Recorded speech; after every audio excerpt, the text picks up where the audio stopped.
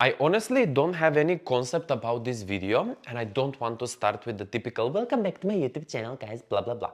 No, I just want to sit down with the camera, talk to you guys. Even if I do any grammatical mistakes, I don't care. I don't want to make a lot of jump cuts in this video. I really want to express myself, give my emotion, my advices. For anyone that is planning to move to Malta, you have to hear this. I've been living here for the past 9 years. It's been a roller coaster, guys. Positive, negative thing, oh my god.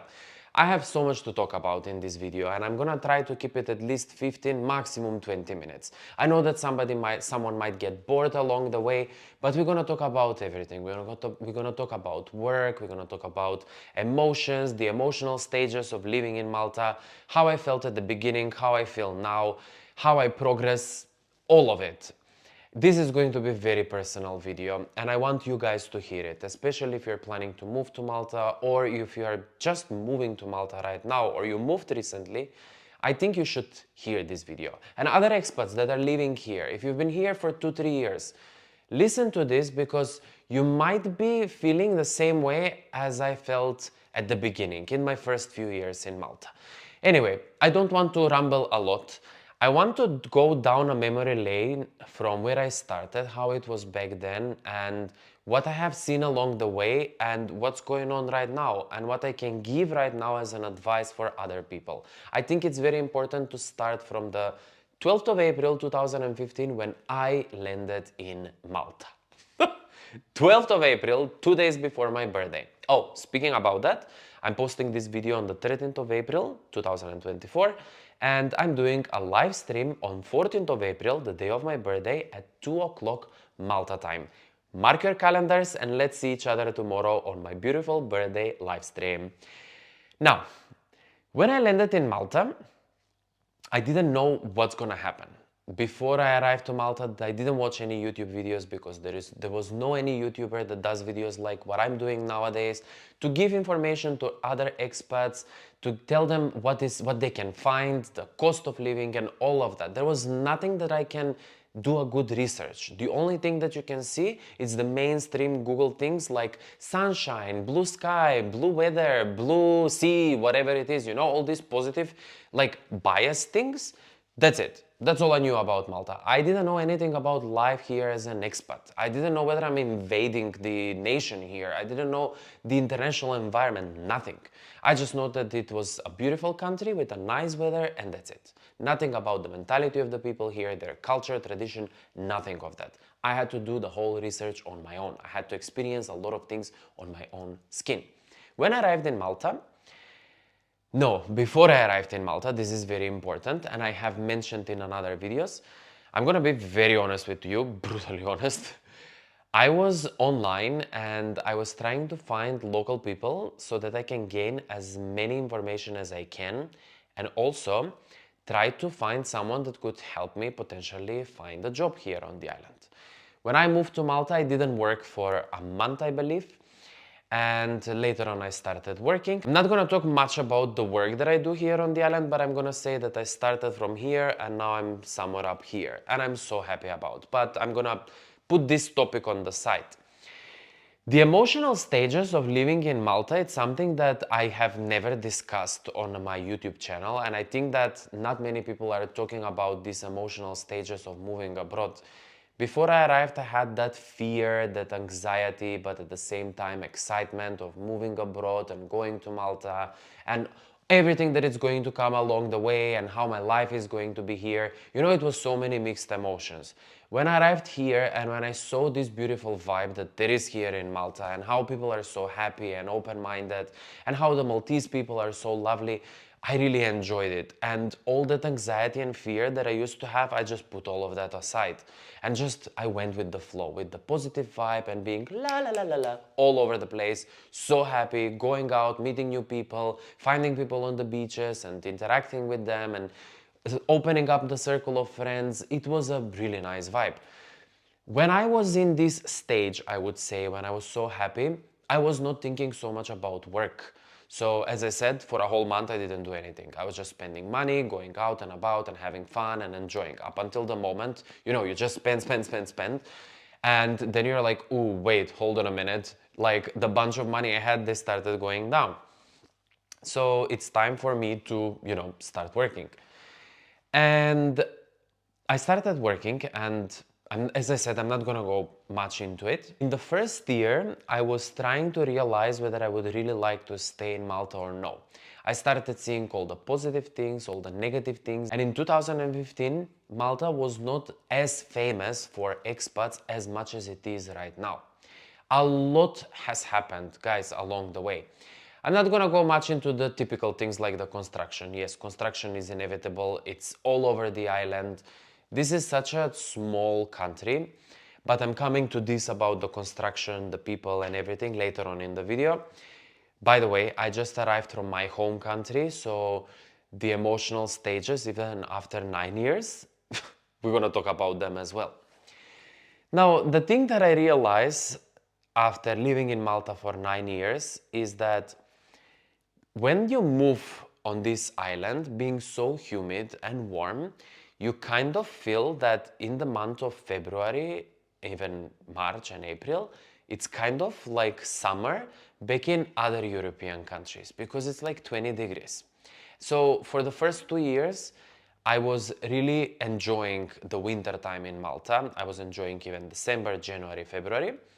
But after living 9 years in Malta and you get used to the heat and the hot weather that it's happening June, July, August, September, and October, these 5 months are super, super hot. Honestly, you feel really cold in the winter times. And I know I know that this might sound strange to some people, but I'm gonna try to put it in this way. When you are used to living, for example, in Norway or Sweden or I don't know, Finland, and it's so cold over the winter time, you have snow, you have minus temperatures, and then in summertime you have like 20, 21, and 23. If you are living in those countries and you are used to this type of climate and your body and organism are used to this type of climate, when you come to Malta the first year, you're really gonna feel super hot during the winter time. But once your body adjust to the temperature and the climate here in Malta and you experience several consecutive years of summer living in Malta, believe me, the winter after the third or fourth year, you're gonna feel it really cold into your bones. Like the wind here that we are having over the winter time, it's coming from the north, so it's a cold wind, and the 15 degrees, they actually feel like 12. Now I know that some people might be hearing this and say 12 degrees, oh my god, that's warm, that's summer for our country. I understand, but as I said, when you live here in Malta and you have 40 degrees, 45 degrees during the summertime, you really feel the difference when it's winter time. So this is something that it's very important for anyone that is planning to move to Malta and would like to make Malta their living home. If you think that you are moving to a sunshine country and you want to spend your life here, yes, for the first 2-3 years, yes, but after that you're gonna really feel the cold. Something else that I have noticed, and I can speak from my own experience, by the way, this whole video is from my own experience, is that it is very difficult to maintain a real and long-lasting friendship in Malta. Simple reason why. If you are a foreign person living in Malta, an expat, and you are mingling and becoming friends with people that are also expats, the possibilities for them to leave are quite high. I have experienced so many people that they moved here in Malta and we became friends and we were friends for like 1, 2, 3 years. And unfortunately, these people they decided to leave the island. Some of them because they didn't see themselves anymore living here on this place. Some of them because they had a better career opportunity somewhere abroad. But for me, it was very difficult to maintain a long relationship. And it's not like I'm burnt now from all of this, but I do have second thoughts when it comes to making new friendship and just going really deep into it. Especially, as I said, if you're trying to have friends among the expats community. From the other hand, if you have Maltese friends, they're local, they're gonna stay here, they're gonna die here. So if you have Maltese friends and if you want just to stick with Maltese friends, then you're gonna be fine. I'm thinking a lot about this, like with the friendship and having friends on a long run here on the island. As simple and easy it is to find new friends, it's contrary when you're trying to maintain these friendships. Also, another thing that I have noticed is that somehow for the past 2-3 years, I would say, especially after from COVID onwards, I have noticed that many of the people living here in Malta are really into that work home mode, in that circle. It's like everyone is constantly working. Each time when I speak when I meet some people out on the street and I haven't seen them for a while, I'm like, hey, what's going on? Like, how are you? Everyone is just saying the same. Oh my God, I'm so busy with work. I've been overloaded. I'm just like working all the time. I'm like, okay. And this is coming from people that are working in different sectors. It's not like only people in hospitality. All my friends that I have in gaming industry, in hospitality, in ministries, local people, anything, everyone is just so busy. All the time, everyone is so busy. Even myself, like I'm talking about this, but I'm thinking about myself as well. Full-time job, normal videos, shorts, reels, Instagram, live streams. And I'm saying to myself, wait a minute, I'm in that circle as well. I have my full-time job, I'm doing these live streams twice a week, they always take me like 2 hours per stream. I have the normal videos, I need to edit them. Anyway, I don't want to talk about myself. So this is something that I have noticed that has happened recently. Now, there is something very important that I would like to talk about, especially about the traffic and the construction here in Malta. I just returned from my country, from Macedonia. I'm coming from this capital city, Skopje, and I haven't been for a few months. I always try to go at least 3-4 times per year, depends, but this time it's been maybe 8 months since the last time I was in my home country, in my hometown. Guys, we are used to Malta, we are used to this infrastructure, we are used to these roads, we are used to this traffic and to these drivers on the roads. And when you are used to all of this, and when you live here, you will always say, ah, Malta, it's so chaotic, there is a lot of traffic and all of that. Which I totally understand coming from the Maltese themselves, especially if they've been living here for the past 30, 40, 50 years. They have seen the difference when it comes to the roads, to the traffic. But when I compare that with my home country, when I left 9 years ago, I remember how the traffic was, and I remember how many cars there were over there, and I remember how populated we were in that time. When I'm comparing them now with 2024, 9 years later, I have seen a significant amount of new people living in my country. 2015, there were maybe like, I would say 0.5% of foreign people. Now, there is at least 10% of foreign people living in my home country, in Macedonia. Not as many foreign people as there are here in Malta, but there is a lot of influx of foreign people moving to my home country as well. Lots of cars, guys.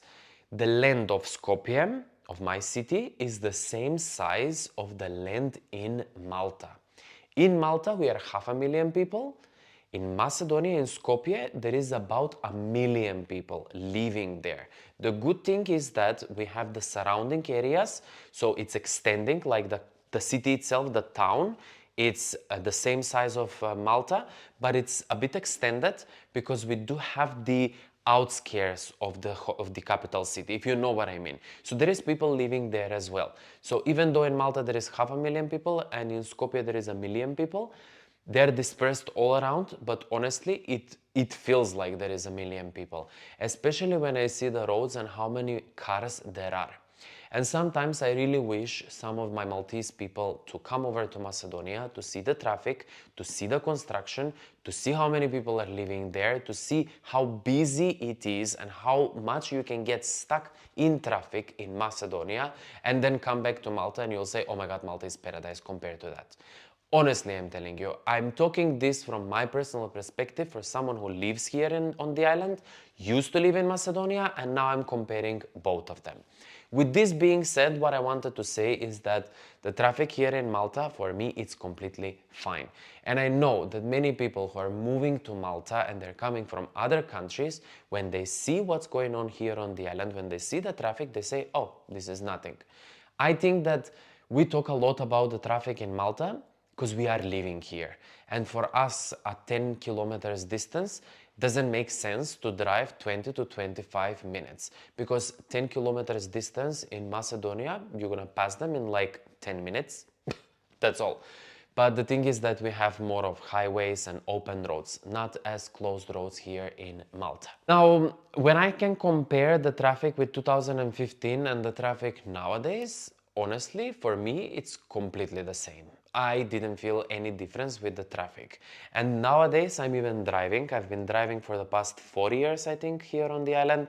And I am noticing that the traffic is quite okay, until you see some of the drivers that they think like they own the road.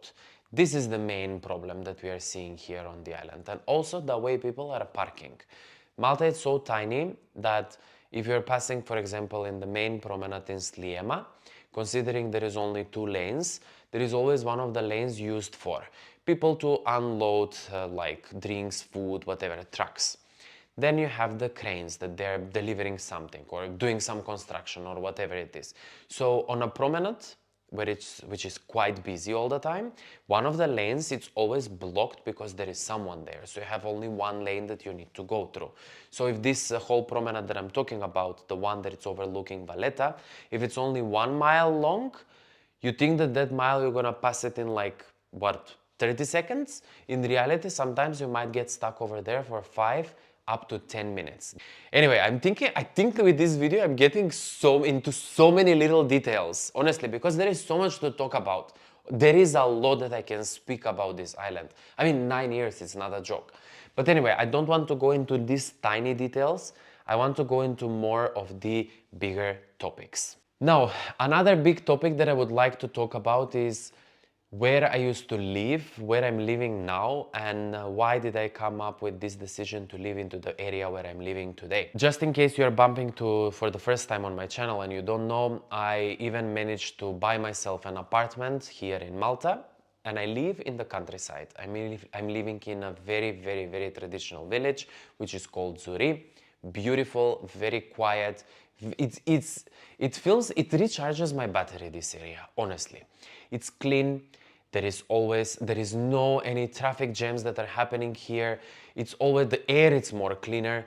There is so many nice areas where you can just go for a jog, for a walk. If you have a dog, you can take the dog all around. It's more of a flat side, and it's also more higher up. So from my apartment, I have a really nice view towards the entire island from the back side. From my front side, I have the most spectacular view, which unfortunately I cannot show you because you will find out where I live. Anyway, my point about this, where to live in Malta, I think I have mentioned it already in some of my other videos, but I'm gonna mention it now. I used to live in Gzira, I used to live in Msida and in Sliema. This is like a main area in Malta. Super chaotic. I was living on a street that had constant construction. Like there was always a building that will be knocked off and the block of apartments will come out. One is done, another one is starting. It was just ongoing. I was in this place for 4 years. And you kind of get used to it, you know. You get used to living in a place like that. You get used to go out of your building and you see people wearing helmets, people with bulldozers or people with equipment in construction. So nothing against that, please don't get me wrong. I'm just saying that you go out, it's like you're going into a construction field. You know what I mean. And you get used to this. You know, you live there for 1 year, 2 years, 3 years, and you get used to this. But when I moved to Zuri in my own apartment, and it's so quiet and it's so peaceful and I'm just enjoying every single day over here, I realized that this is exactly what I want and this is exactly what I need, considering that my life, my work, it's always constantly ongoing and it's people, it's dynamic, it's super fast. So I needed a place where I can just recharge my batteries. Guys, I think I've been speaking for like 5 minutes. Hold on, I need to get a sip of Coca-Cola. This video is sponsored by Coca-Cola. No, it's not, although it should. Okay, so here I would give as an advice for anyone that is planning to move to Malta and you straight away want to go into that peaceful area, try to look into more of the villages around the island. When I say village, you might be thinking like there is chickens and cows all over. No, no, no, it's not like that. This is like a typical Maltese village. You have places like Zuri, where I live. You have places like Rendi, which is the neighboring city, village. You have places like Sigiwi, which is absolutely amazing. Then if you would like to go more to the north side of Malta, you have an area in Melija, which is called Santa Maria Estate. For those that are super, super rich, you can live over there because you have nice couple of millions euros of villas. Then you have other places all around the island. You have, you know, even in the prime locations, you can find some certain areas that are more quiet. I think I've been speaking for like 20 minutes and I was expecting that this video is going to be something like this all over the place because, as I said, I want to express myself.